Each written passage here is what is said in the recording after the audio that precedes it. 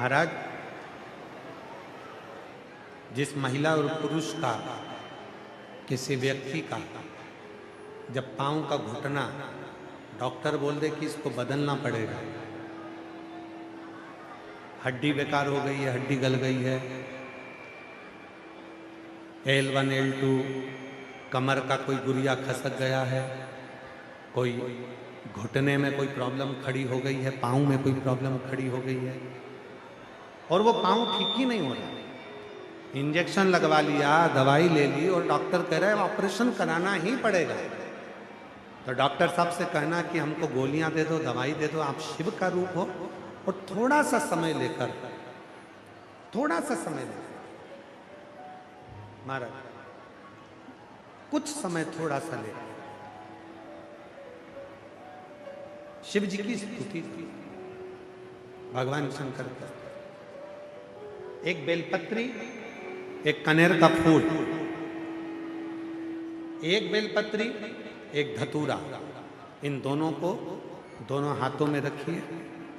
कंबल और धनंजय दोनों का स्मरण करिए, शिव जी के दोनों हस्त कमल का, और भगवान शंकर का जो शिवलिंग है, उस शिवलिंग का जो जल बहता है जलाधारी का, धतूरे वाला बेलपत्र धतूरा अशोक सुंदरी वाली जगह पर रख दीजिए, और कनेर का फूल और बेलपत्र जो हस्त कमल है मां पार्वती का, इस ओर वहां रख,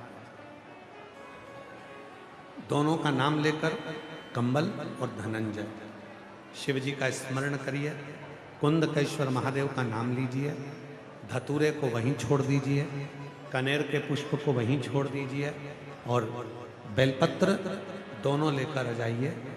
दोनों बेलपत्र को, एक को सुबह, एक को रात्रि के समय पर, सोने से पहले दोनों बेलपत्र को एक एक कर छोटी छोटी सी बेलपत्र हो तो उसको चबाकर खाने का प्रयास करिए। 5 बार यदि कर लिया तो ये निश्चित है अगली बार आप डॉक्टर को दिखाने जाओगे तो वो कह देगा कि ऑपरेशन की जरूरत नहीं है, घुटने काम करना प्रारंभ।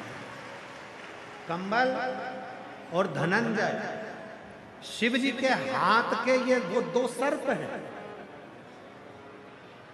भगवान देवादिदेव महादेव के हाथ के ये 2 वो सर्प हैं जो हमारे शरीर की अस्थियों को, हड्डियों को, हमारे शरीर की जितनी भी अस्थियां हैं उनको प्रखर कर देते हैं, उनको प्रबल कर देते हैं, उनको बलवित कर देते हैं।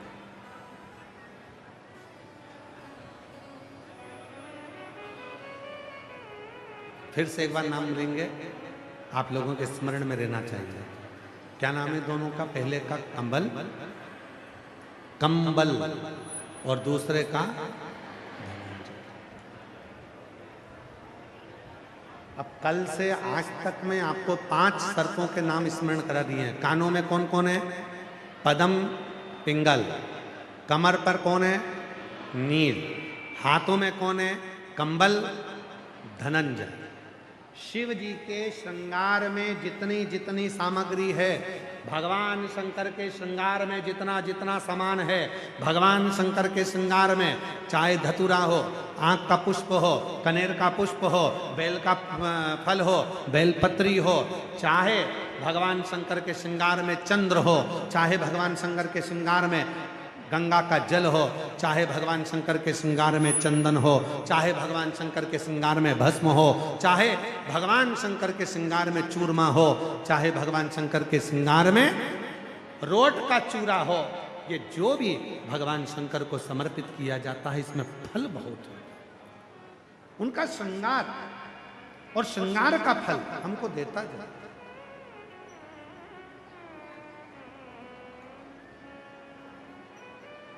ये छूटता नहीं है, इसका फल जरूर मिलता है।